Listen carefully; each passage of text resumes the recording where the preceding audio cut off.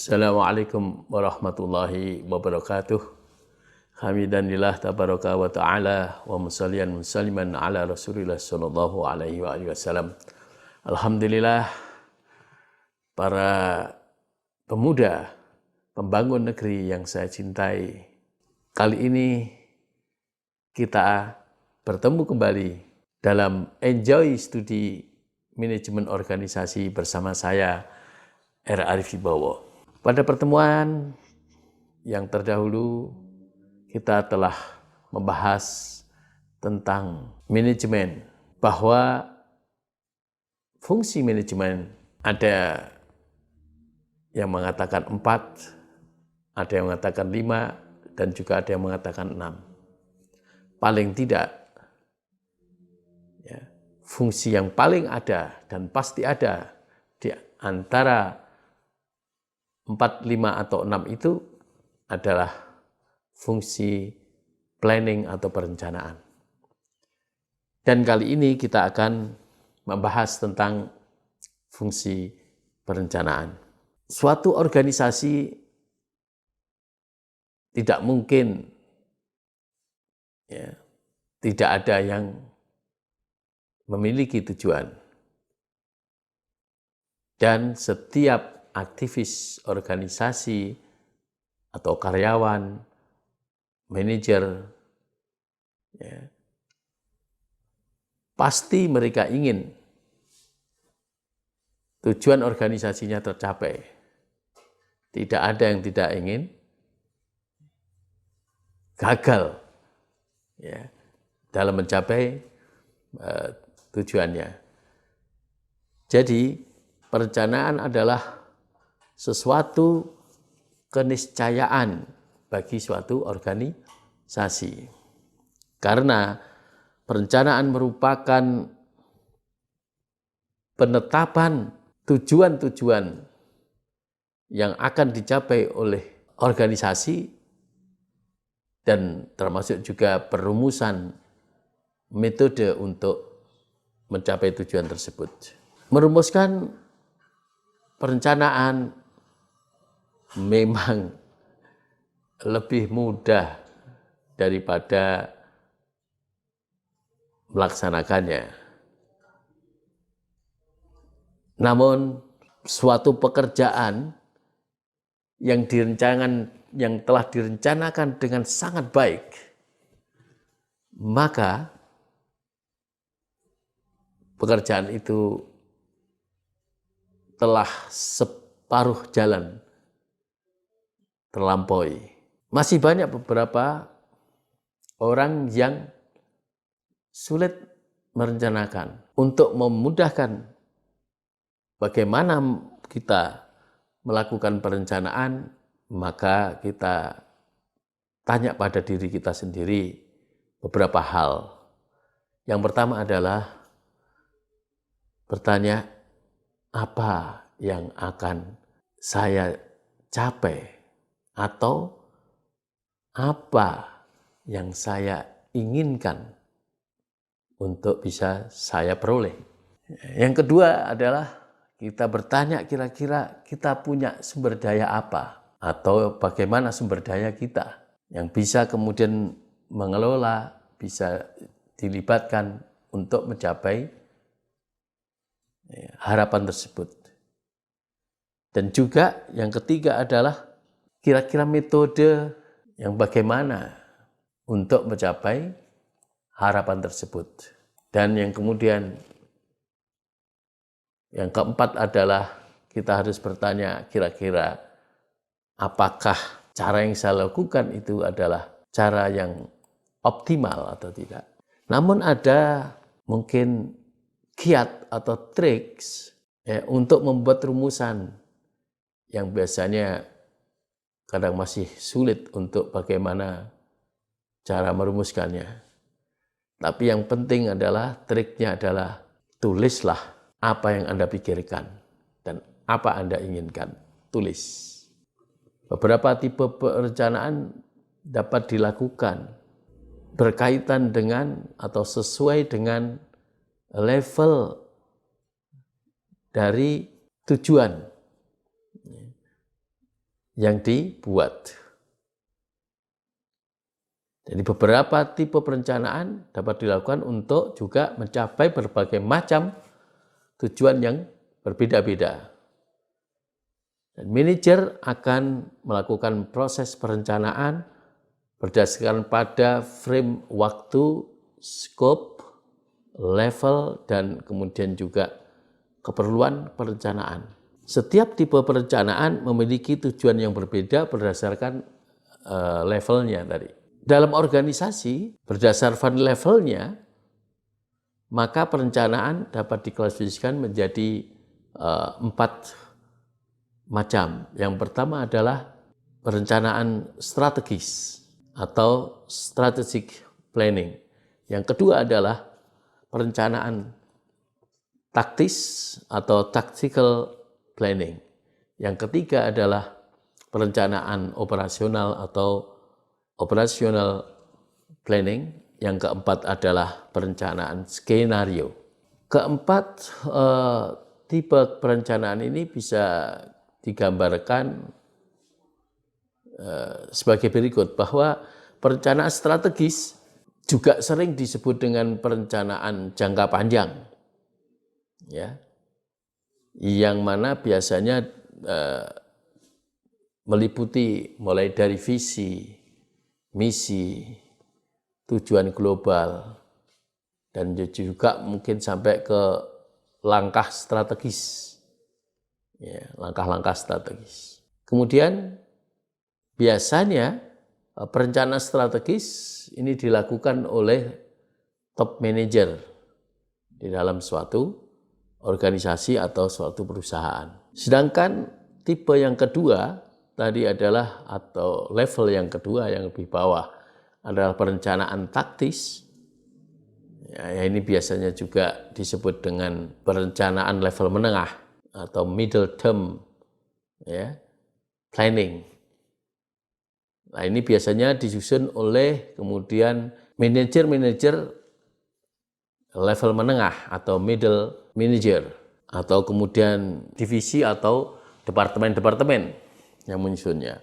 Kemudian yang ketiga, perencanaan operasional. Nah, operasional ini meliputi ada 2 macam rencana, yaitu pertama adalah single use plan dan yang kedua adalah standing plan. Single use plan cirinya adalah biasanya hanya sekali atau dalam keadaan khusus, perencanaan yang tunggal sekali saja dipakai atau khusus ke dalam khusus dan seterusnya, dan biasanya dalam short time, ya, dalam waktu yang biasanya pendek. Ya, dan kemudian yang kedua, standing plan, biasanya adalah bersifat rutin, ya, terus menerus dan seterusnya, ya. Nah, sedangkan single use plan ini bisa meliputi antara program, kemudian proyek, dan juga budget. Sedangkan standing plan meliputi policy atau kebijakan, kemudian prosedur dan peraturan atau rule. Jadi kalau kita lihat, ternyata perencanaan, bentuk-bentuk perencanaan itu tidak hanya program kerja saja, ya, tetapi mulai dari visi, misi, tujuan global, strategi, ya, dan kemudian juga kebijakan, policy, ya, kemudian juga peraturan, ya, prosedur, ya, dan juga program-program aktivitas yang termasuk budget, itu semuanya masuk di dalam perencanaan. Budget masuk di dalam perencanaan, ya. Nah, ini budget itu adalah perencanaan anggaran, ya, penganggaran. Jadi yang terkait dengan numerik, ya, terkait dengan anggaran dan finansial gitu. Salah satunya contoh adalah misal saja pada tahun ini atau akhir tahun sampai akhir tahun ini, maka perusahaan akan ya, memproduksi ya, barang, ya, misal begitu ya, dengan peningkatan misal saja 25% dibanding tahun sebelumnya. Nah, kata-kata 25% dan seterusnya itu numerik. Atau dengan kemudian laba yang akan dicapai ya, oleh perusahaan di akhir tahun ini ya, meningkat ya, misal saja 15% atau berapa persen dari tahun sebelumnya. Nah, ini adalah perencanaan-perencanaan masuk di dalam target. Ya. Jadi ada kemudian perencanaan yang budget, jadi yang sudah katakanlah angka-angka sudah dimasukkan di situ, angka-angka tertentu. Kemudian ternyata juga peraturan itu perencanaan, gitu. Prosedur juga termasuk perencanaan. Nah, peraturan ini berkaitan dengan sesuatu yang harus dilakukan dan sesuatu yang tidak boleh dilakukan. Dan juga mungkin siapa yang berwenang untuk melakukan dan siapa yang tidak berwenang atau dilarang untuk melakukannya dan seterusnya. Ya, nah ini termasuk ternyata perencanaan. Oke, kita tidak sadari. Ya.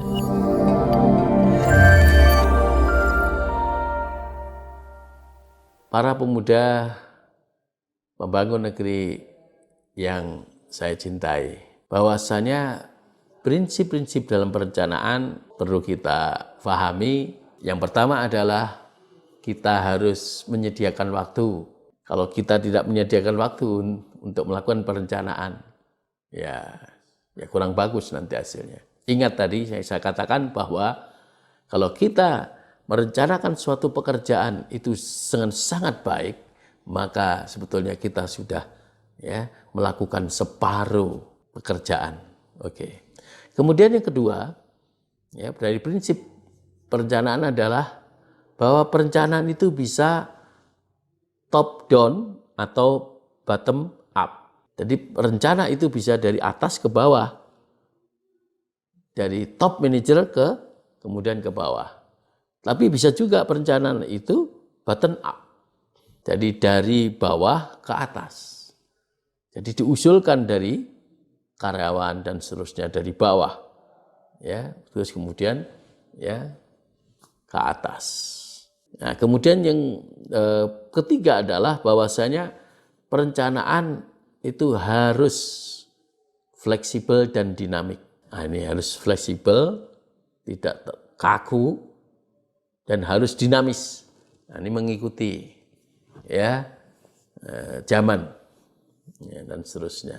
Ya, tadi agak luwes sedikit gitu, ya, kan kemudian dinamis, ya, oke, harus bergerak, kelihatan nanti perkembangannya dan seterusnya. Oke, kemudian yang keempat adalah perlunya evaluasi dan kemudian juga revisi dalam perencanaan. Jadi perencanaan kita itu juga harus kita evaluasi dari waktu ke waktu.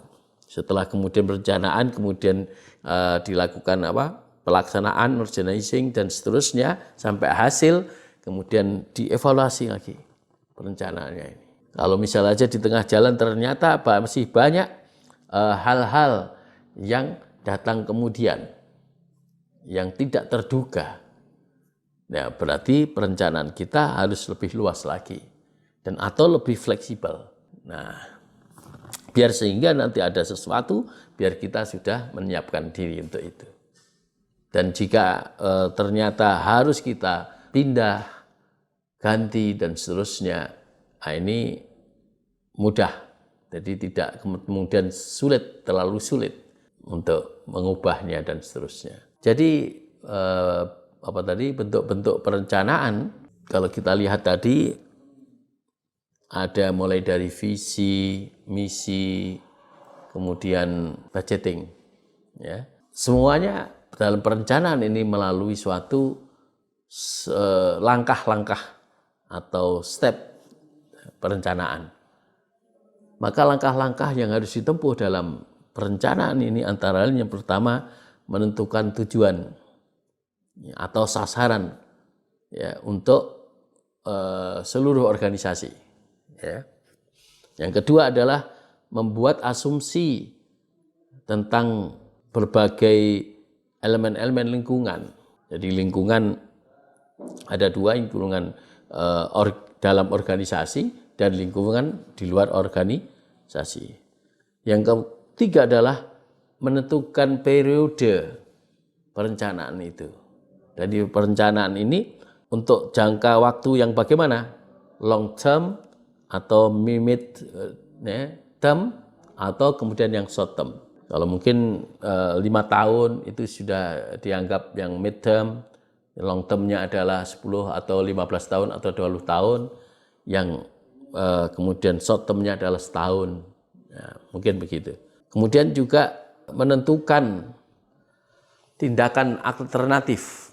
Ya, tadi masalah ya, tindakan-tindakan alternatifnya ya, diperkirakan, ditentukan, dan kemudian juga mengevaluasi alternatif-alternatif tersebut. Kemudian yang kelima adalah poin nyata ya, pengambilan keputusan.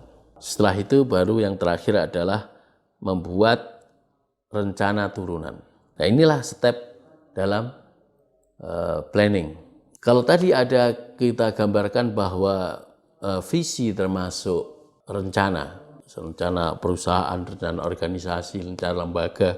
Misal saja kalau Anda ingin atau Anda memiliki katakanlah perusahaan misal suplai barang dan jasa, penyedia barang dan jasa misal. Anda membuat visinya bagaimana misal. Nah, kata-kata visi itu adalah tujuan atau keinginan yang besar ya, dari suatu organisasi ya. Jadi organisasi ini inginnya menjadi apa? Maka kata-kata kunci ya, dalam merumuskan visi itu paling seringnya adalah dimulai dengan kata menjadi. Nah, itu paling mudahnya juga. Jadi misal Anda membuat suatu perusahaan penyedia barang dan jasa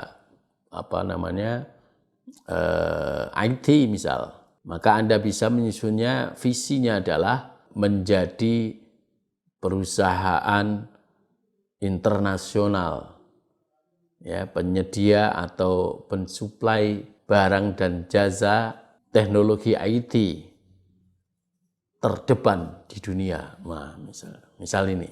Dari visi itu kemudian diturunkan untuk mencapai visi itu, maka harus ada misi. Lah, misi itu tugas.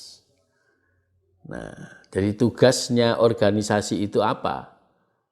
Nah, untuk mewujudkan visi perusahaan Anda, berarti Anda menyusun suatu misi. Misal saja, kalau tadi menjadi perusahaan internasional yang menyediakan atau mensuplai barang dan jasa IT ya, atau teknologi informasi terdepan di dunia, nah, maka ya mesti Anda harus mewujudkan perusahaannya. Satu, mewujudkan perusahaan. Jadi bisa yang pertama adalah misinya adalah mewujudkan dan mengembangkan perusahaan produsen dan juga pensuplai barang dan jasa teknologi IT berskala internasional. Nah, kata-kata tadi perusahaan internasional atau berskala internasional berarti bisa kalau katakanlah menjadi perusahaan internasional. Nah, ini berarti bisa satu,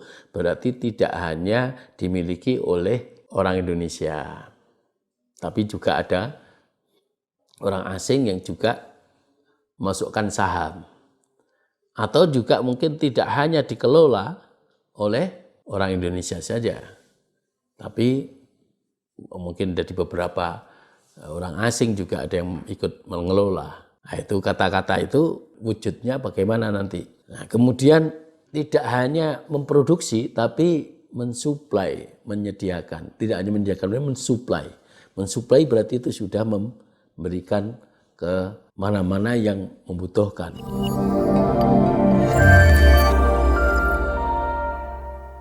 Yang kedua adalah mewujudkan lembaga riset dan pengembangan ya, dalam bidang teknologi, informasi ya, dan bisnis misal. Kemudian yang ketiga, misal saja, jadi kalau perusahaan itu tadi sudah cukup besar, maka kemudian boleh jadi pengembangan produk, inovasi dan seterusnya, ya, dan efisiensi, efektivitas dan seterusnya, semuanya bisa mungkin hanya diteliti dan dikembangkan oleh orang-orang dalam sendiri.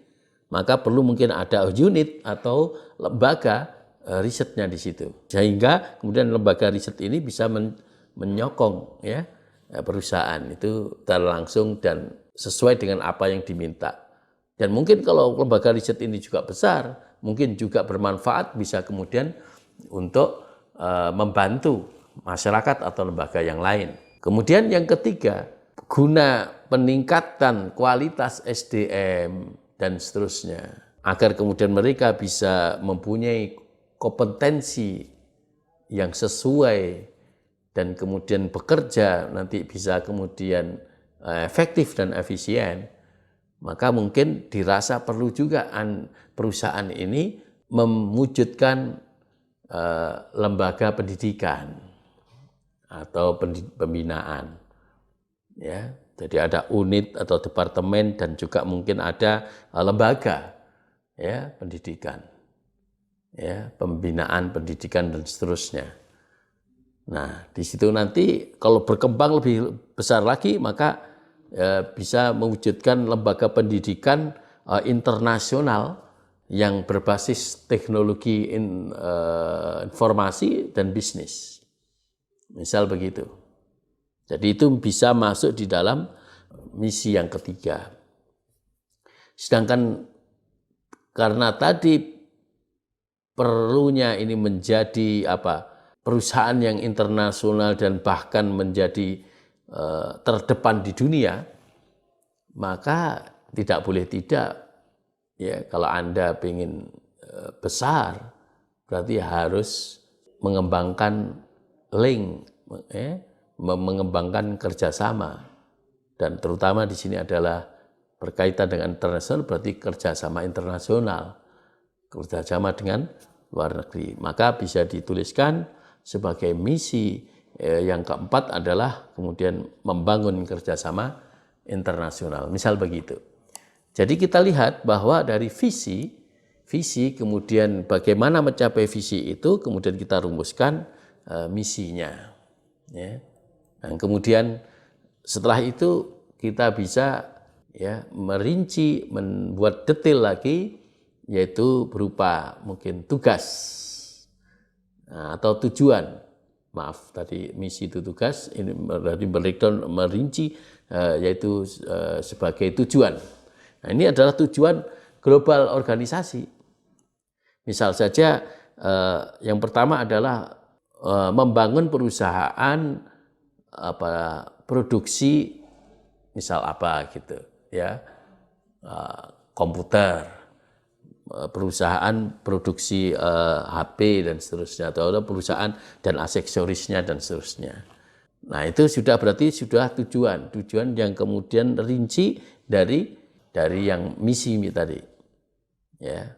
Nah, itu tujuannya. Terus kemudian nanti itu akan kemudian dirinci-rinci lagi oleh departemen-departemen di bawahnya, ya, oleh divisi-divisi di bawahnya dan seterusnya. Jadi itu contoh misal kita menyusun mulai dari visi, kemudian misi, kemudian tujuan, dan sampai yang tadi contohnya adalah budget, ya, budgeting atau kemudian penganggaran.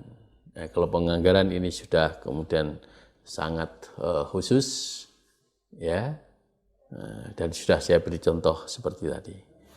Nah, inilah saudara-saudara materi yang bisa saya sampaikan.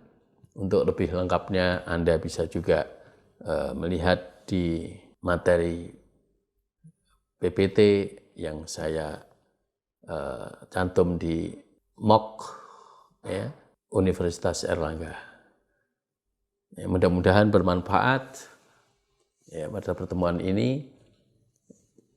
Jangan lupa pertemuan yang akan datang kita masih membahas lagi tentang fungsi selanjutnya, fungsi manajemen selanjutnya.